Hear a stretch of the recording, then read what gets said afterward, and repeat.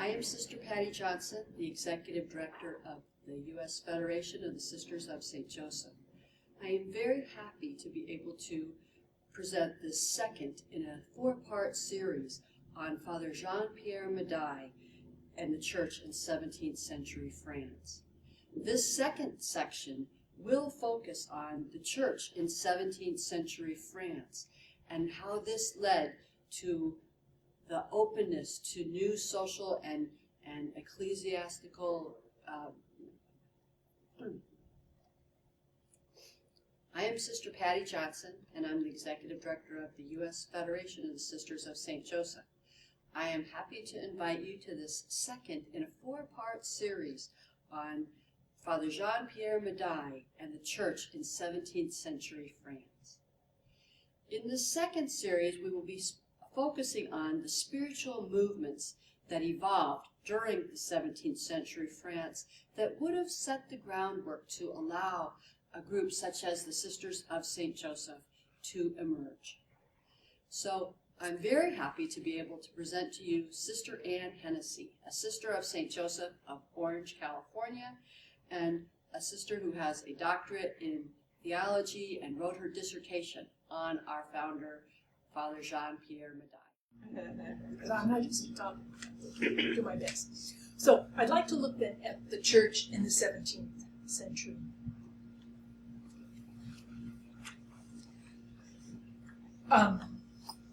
One author has said that it was one of the most remarkable periods of mystical vitality in the whole history of the Universal Church. And it was also a period of remarkable spiritual creativity. People were in, or the Church was in that era of Christian humanism. It stressed the importance of sacred scripture and the teaching of the fathers of the Church. But unlike our era, it did not have, the common people did not have access to those sources. It was also the time of Devotio Moderna, which we hear through the Imitation of Christ is part of that school. And Devotio Moderna was trying to say that the spiritual life is composed of both internal devotion and works of charity. And what are those works of piety and how do we bring them together? Now, we talk apostolic spirituality, right, left, and crosswise, and certainly we did after the council when we were trying to redefine ourselves. But this was beginning in the 17th century, and we're part of that beginning. The Carmelites and the Franciscans were called the Mediterranean spiritualities in the plural. They came from Spain and Italy, and they were very, very powerful in their Reformation and in their Reformed status in France.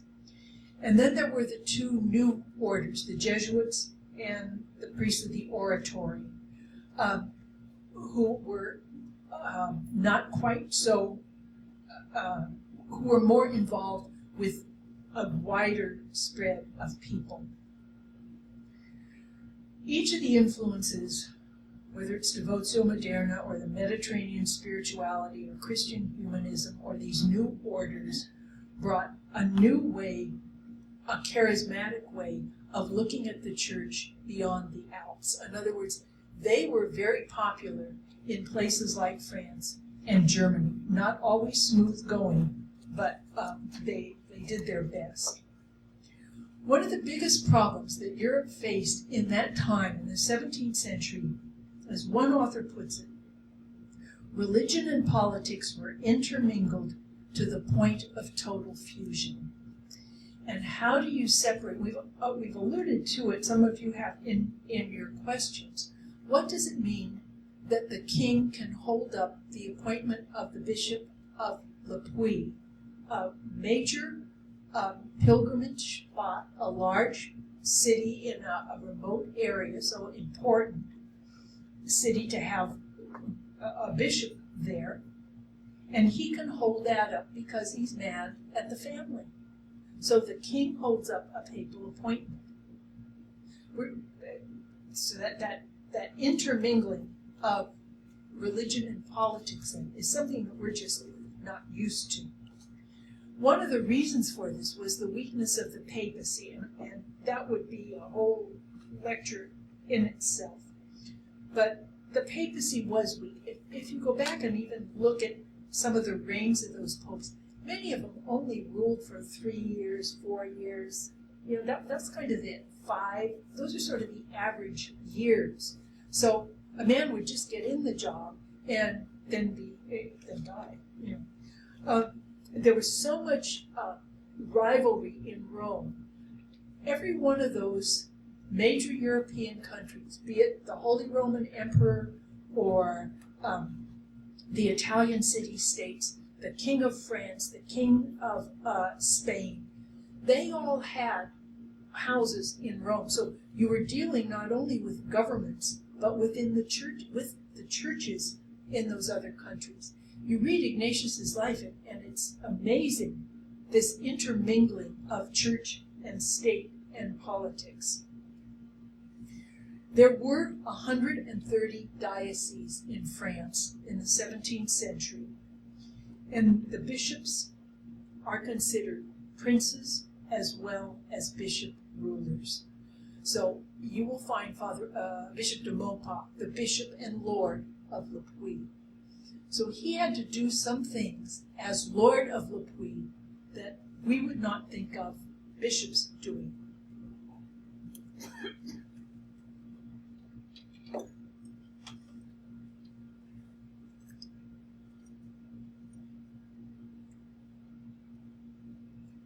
So there was a fusion and a lack of differentiation between the temporal role of the bishop and the spiritual role of the bishop. If he didn't like something you did as a temporal lord, he'd excommunicate you. You know, not just a civil fine, but out. So, you know, so there was a terrible mix. Beside which, you have Islam on the east and on the south. You have Calvinism and Lutheranism within Europe itself. And you have all of these new discoveries in the West and people pushing east also. So in response to these, the church had tried to have two aims. One was to combat the Protestants on doctrine, faith and good works, the role of Mary, all of those things were significant. And those were deep theological issues. It wanted to reform the life of Catholics by reforming the episcopacy and the clergy and by the religious education of the laity. Now, you want to say, I suppose any of us sitting in this room could say, I'd like to reform the episcopacy too. To say nothing of the clergy. But you have to see that this is the state wanting to do this. Now, of course, I excuse my flippant mind, but with Jerry Brown, you know, the former Jesuit, as the governor of the state, what would we do if he tried to interfere with the appointment of bishops in any of our dioceses? You know, I don't think so, even though he might know some of them rather well. So that's why the Council of Trent was so significant. We don't realize sometimes the mess that the governance of the church was in this period. So what were some of the measures that Council of Trent took? And this is, of course, the century before us, but it's new. The creation of the Propaganda Fide to centralize and to have some kind of coordination of missionary activities, be those home missions or foreign missions. The centralization of and the growth of the Roman Curia and the Roman Curia writing heard on the bishops in religious matters. And the bishops being Lord and Bishop, you know, they could say no to Rome if they didn't like it. Because they were all men of de Maupas' social position. You know, he was noble. He was a noble member of the nobility. There was a reaffirmation of the Vulgate as the official book of the church, and therefore a whole lot of interest in publishing works that would translate the Bible into the local languages. And sometimes that was not a translation of sacred scripture, it was a re-editing of sacred scripture to make that available to the people. There was also a development of art to convey scripture, and that it started in the Middle Ages. By the 17th century, the paintings, the number of paintings and sculptures, that continued from the Middle Ages.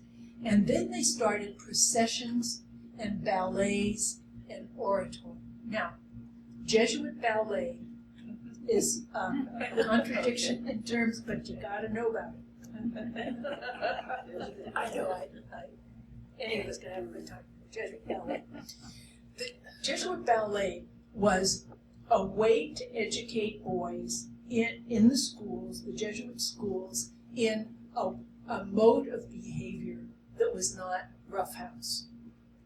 And it was also a way for them, as they were learning Latin and Greek and all of this poetry and all of this, pretty serious kind of verbal art, that they would also learn to behave.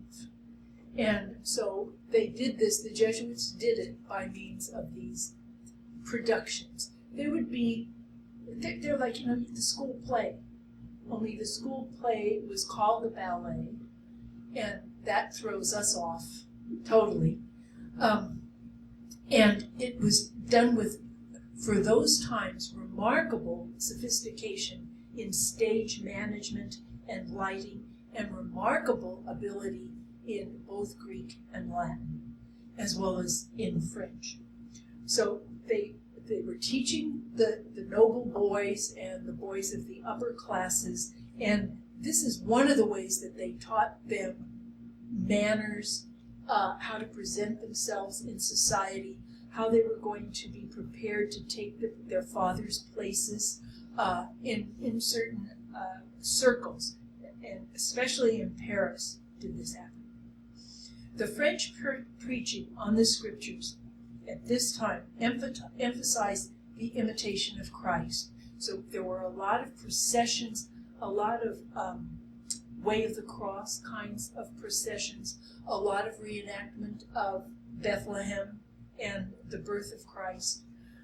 Also, they got into what they called the states or mysteries of Jesus, and some of the saints wrote about this.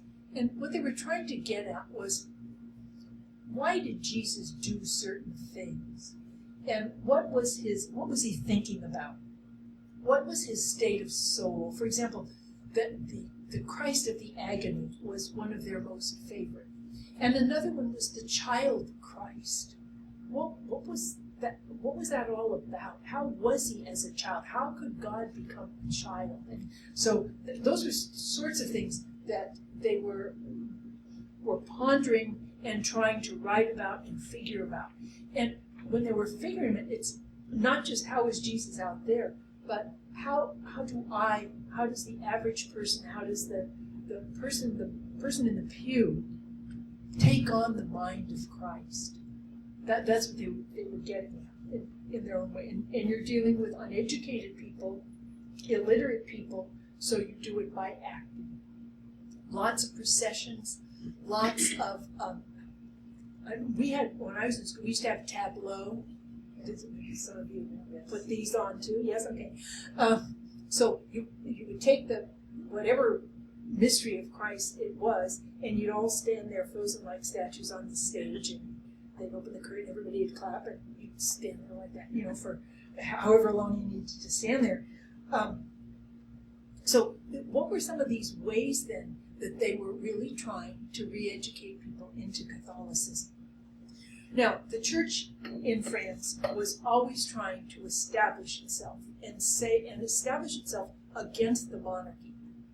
Think of the monarchy at this time. This is Versailles. This is some of the great palaces of France, the Loire River and all of its castles and so forth. You've got people living very high on the hog, we would say, in using art, using every kind of technology, in quotes, that they had to project beauty. How does the church respond to that then? The church also has to try to be beautiful and try to project beauty in what it is conveying to the people. The French bishops then were always problematic here because they're caught between the royalty who appointed them and the Lord they're following, capital L Lord that they're following, and the people they're serving. Now, to move to the spirituality of France, the French Protestants were fairly localized in the provinces. And there were a couple of wars that happened between the late 1600s and early 1700s. What was Catholic France going to do about these Protestants, these people who no longer accepted the church because of what it saw as the problems of the church?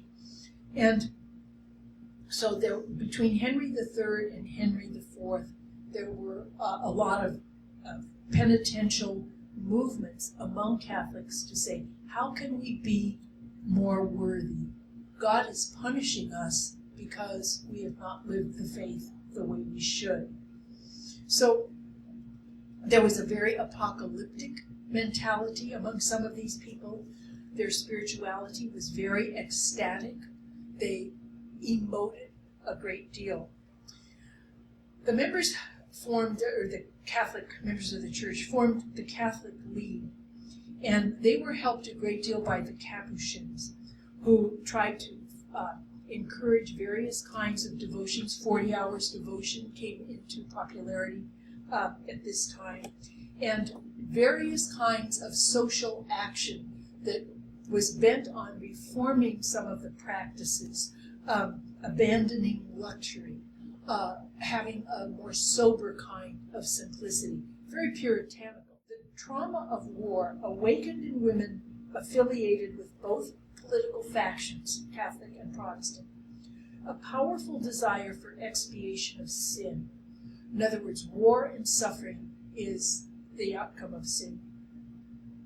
Convinced that the wars were signs of God's impending judgment, they sought to appease his wrath through acts of rigorous asceticism and humble penitence. So this is the time that you have a lot of people doing unusual, weird, uncomfortable things in public in terms of penitence.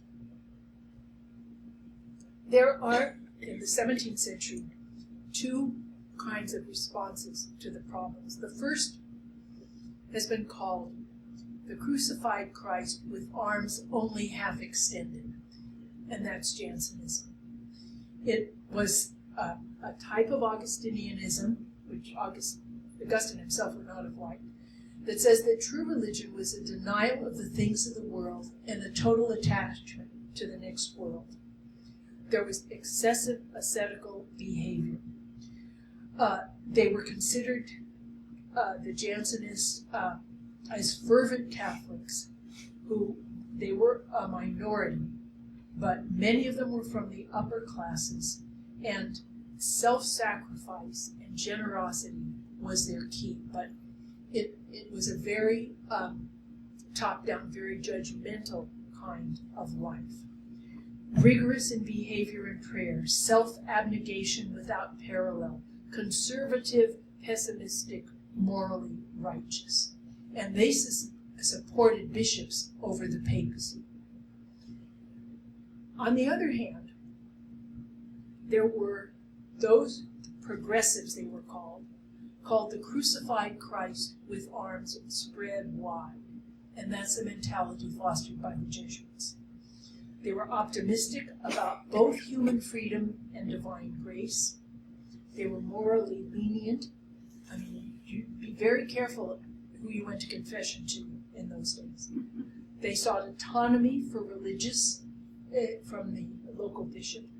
They fostered, with the Franciscans, the home mission movement. How do we educate the poor people outside of Paris? They were progressive.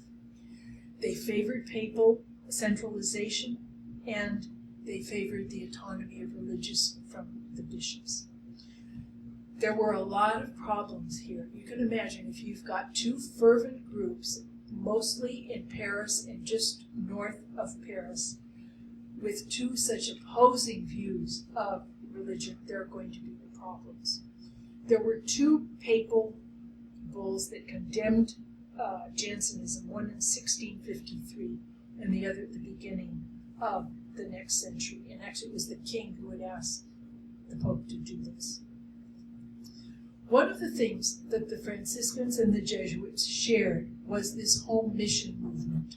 And it's important to us because that's where Madai serves. In other words, how do you convert an entire society? How do you convert people who usually do not have a say in anything? That the souls of peasants are important, and the souls of ordinary people, you've got to get out of Paris. You've got to get out of your comfort zone and out of Paris and the large cities. So there becomes then, about 1650 in Paris, a whole new effort called a new generation of Catholics, well organized, wanted to reform Catholicism, so they had a commitment to a wide kind of reform. What they did was begin with the bishops and had all sorts of programs for bishops and for priests so that they could begin to educate them to a greater sense of shepherding people rather than living their own lives apart. They went out to the towns and the countrysides, a lot of humanitarian programs, a lot of assistance programs, charitable confraternities, and that's what's significant. And significant to us is the way in which we're part of this whole renewal movement that is going on, started in Paris and then worked itself out into the outlying districts. So this kind of extreme piety did not last, and instead it was taken over by a much more balanced kind of piety.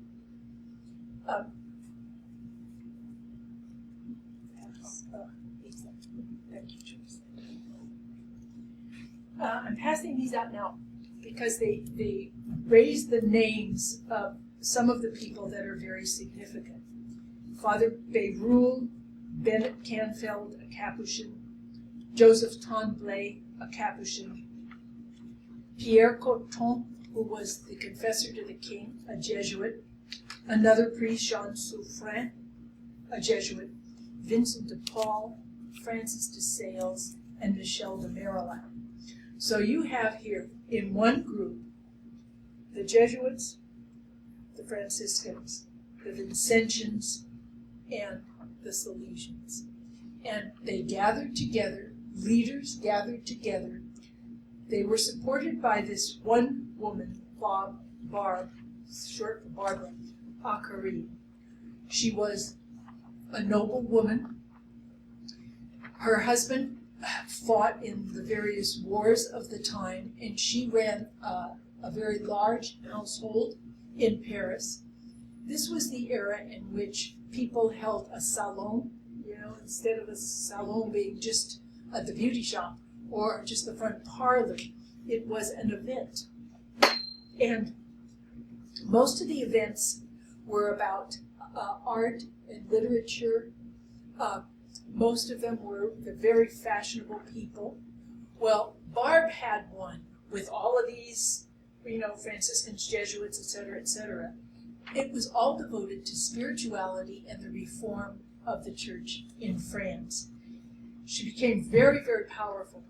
She was a very short, slight woman, had about, I think it's either 4 or 6 children who outlived infancy.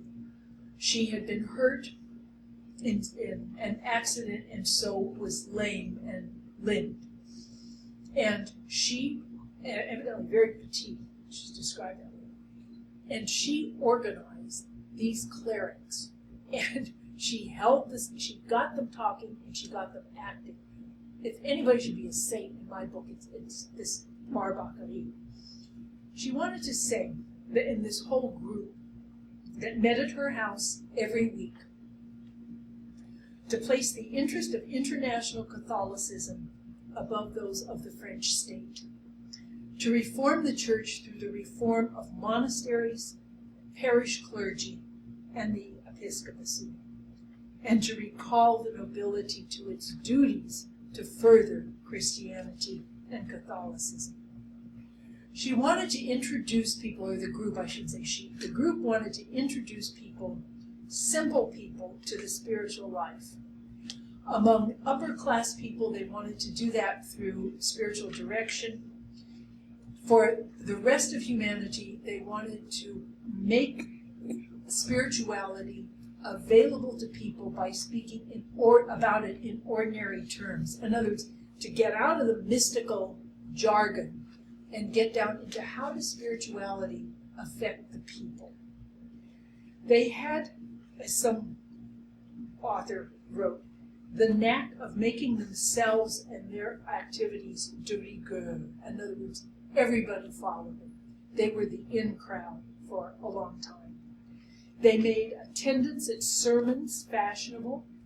They made it the thing to do for fashionable ladies to visit monasteries, and so every lady would have her monastery, among the real upper class in Paris. But it wasn't just about that. The other thing they did, they published spiritual romances. I would love to get on to that. For ladies of leisure who read romances. What was their spirituality?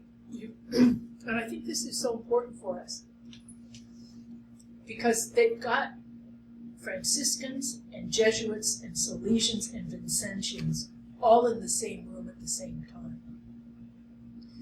What are they preaching? Conformity to God's will, cultivating the pure love of God, recognizing the allness of God, and that God is God and we are not, really, and an intense love for the humanity of Christ.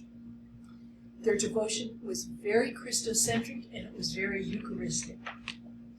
And they saw purgation and the ascetical life, abnegation, all those things as a means to enter more fully into a positive spirituality. So they foster both active charity and mystical prayer.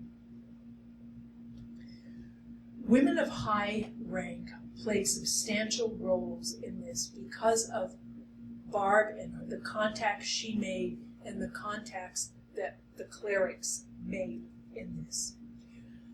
One of the reasons that women could take an active role, and that we're talking about Paris at this point, is that the war at this time was up in the northeastern part of the country. And that's where the wealth was. So many of the women who had large city homes in Paris and ran them also had to take care of the country estates. They had to do the hiring and firing. They had to maintain the family's position in society. They had to make sure their children were educated, even the boys, and that the boys took their place in society. And the women had to do it while the men were all fighting the war.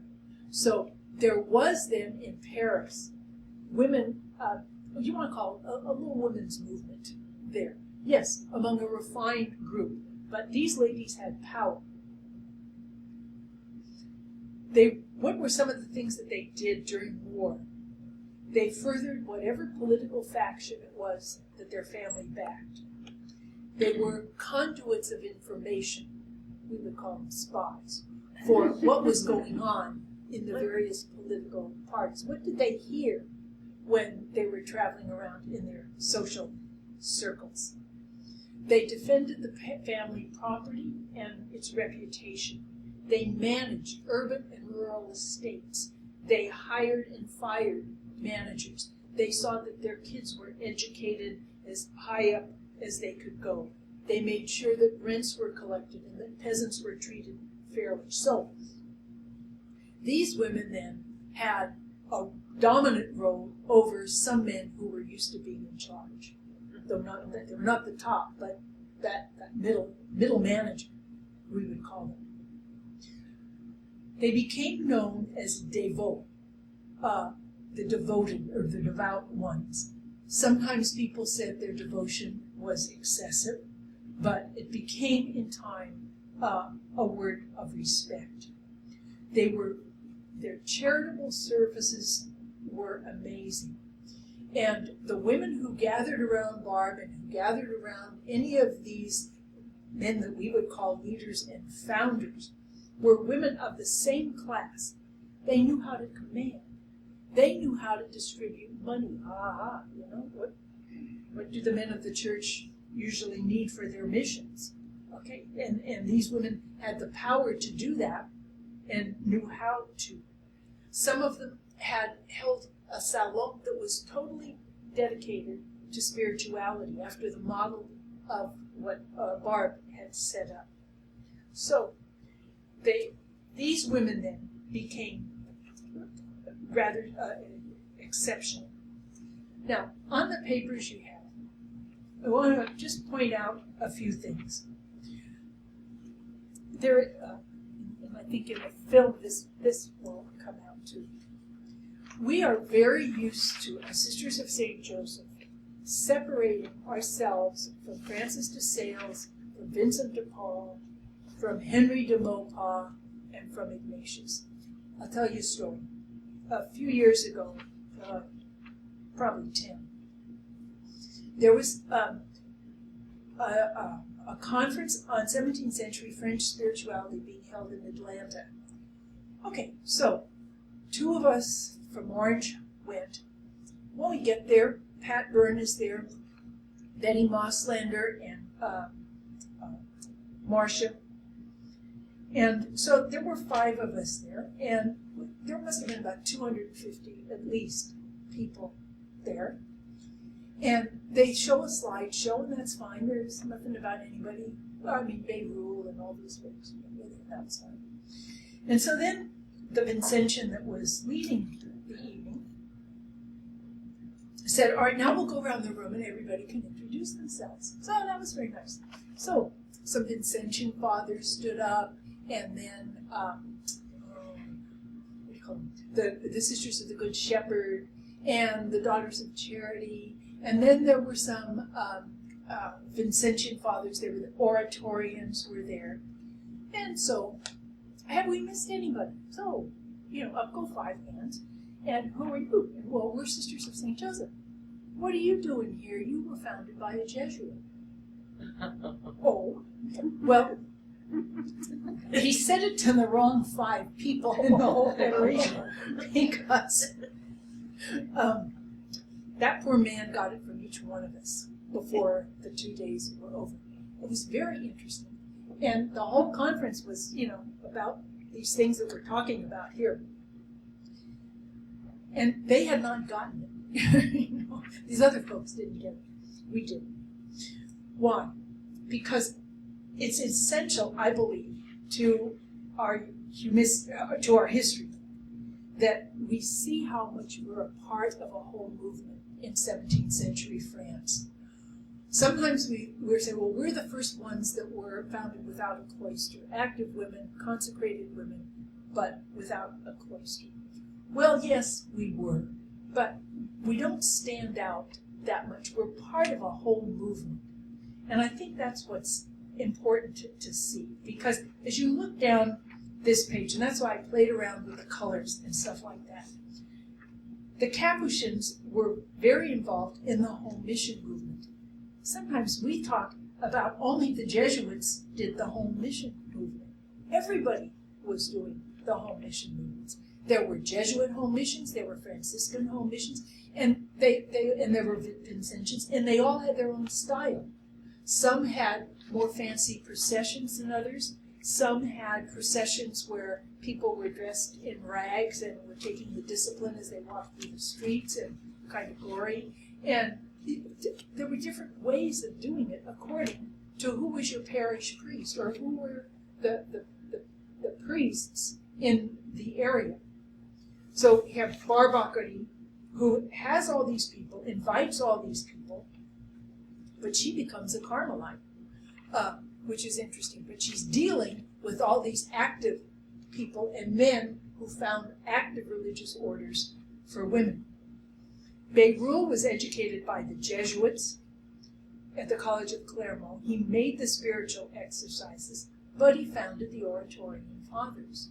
So, okay, we can be on with that. Condren was the second general and was of the brother, was a confessor to the brother of the king. Michel de Marillac, the uncle of Louise, who was the founders of the Daughters of Charity, was Chancellor of France and did all these things, helped all these people. He was a bigwig in Barb's group. You have several Jesuits down here.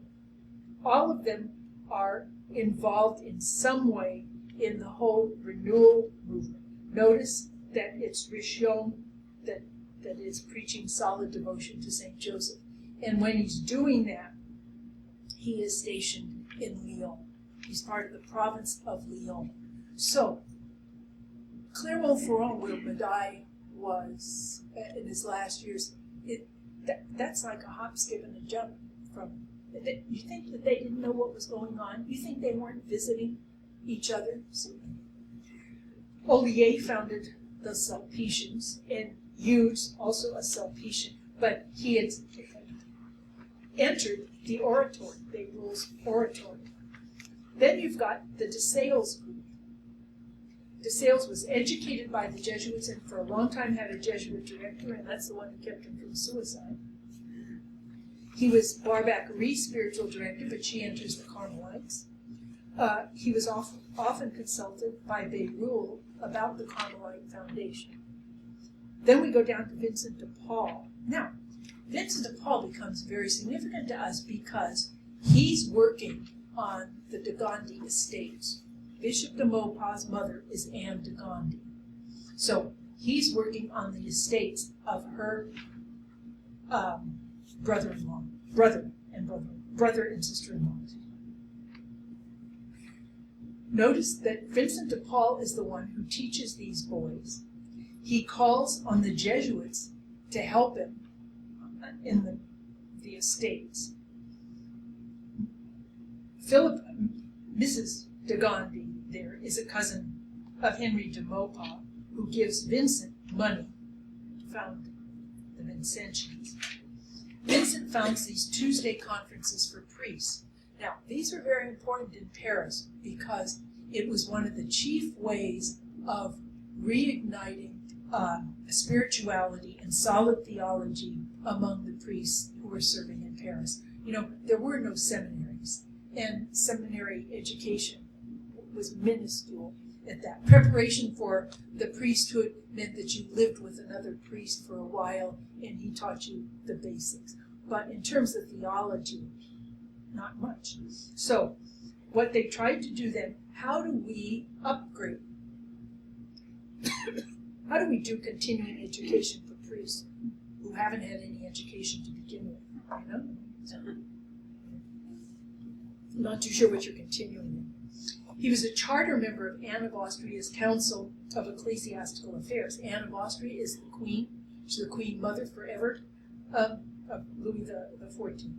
And he was a confessor of de Chantal and the Visitations. So we're getting, so the cross-fertilization is astounding. Louise de Marillac, again, you can go through all of these. Go down to de Maupas. His mother was Anne de Gondi, eldest daughter, Knight of Honor to Marie de Medici. He is very highly placed, and he is considered a lord, a civil lord. His mother, his brother, so his uncle, was the first Archbishop of Paris. Her cousin was linked up to the galleys here in Vincent de Paul. She's a friend, another one is a friend of Queen Anne of Austria. You go down to his father, who served Henry IV, worked for Henry, and then the marriage was Henry arranged the marriage, and he was educated by the Jesuits. Notice how highly placed he is. He is not royalty himself, but he's very, very close to it. And it's because of the infighting in the royal household that his appointment gets delayed so long. Now, notice, Henry was not only educated by the Jesuits, he was consecrated bishop in the Jesuit church.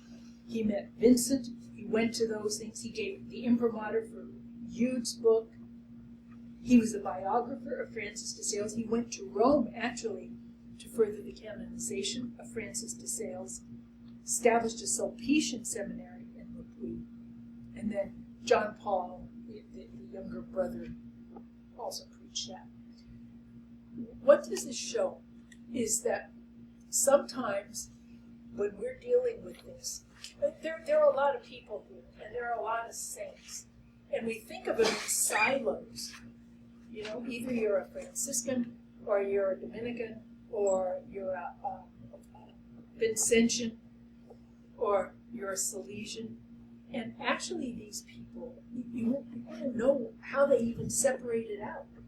They spent so much time together. They had so much cross-fertilization, for lack of a better word, of their own spiritualities.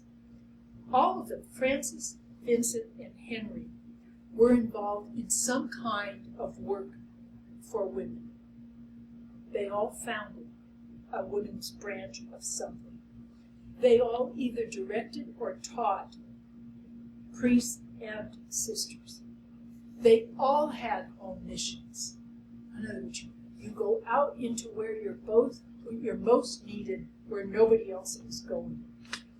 They all had some kind of organization at a local level to help people grow in their faith. Whether this was, as Francis, the direction of lay women, well, they talked to each other. They all lived in the same towns. They would go to the same churches. But then there are the more formal confraternities under Vincent and under de Maupas, and of which we fit. And they all have some kind of women's group associated with them. Notice that Francis are always called the Visitation, and they were very short-lived as an active order, and then they were cloistered. The daughters, though, the others are all called daughters. It's interesting that we've moved from daughters to sisters. Well, it's a feminist movement, among other things. But they're all doing the same thing. So what's important for us, I think, when we look at the church and what the church is doing at this time, is to see how we're part of a whole movement.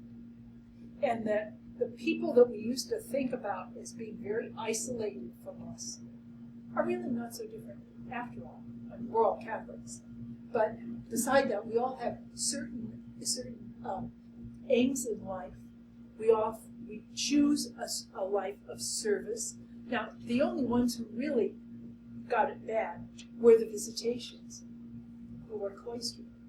And they'd never come out of it. They could modify the cloister as they do with boarding schools and so forth, but they're the only ones who got trapped in that. Certainly, Vincent's women were basically lay women. Our women were lay women. And then they became a sodality, and that moved to a confraternity, and then that moved to a religious congregation rather than a word. So what we have then, and what I like to do with this, is to see how we come out of 17th century France. It's a church that's trying to get its act together. It's a church that's trying to grow. It's a church that is blessed with many people who are very serious about holiness. And being serious about holiness to them does not mean withdrawal, does not mean cloister. It means we've got to help others. So it's an evangelical proclaiming the gospel kind of holiness that these people are all interested in, and that they're promoting. And they don't say it's reserved to priests alone. They say it's open to women. So, it's, I think it's a way to start looking at who we are and what we come from. So I don't have my 5-minute sign yet, but that's an amen at this point.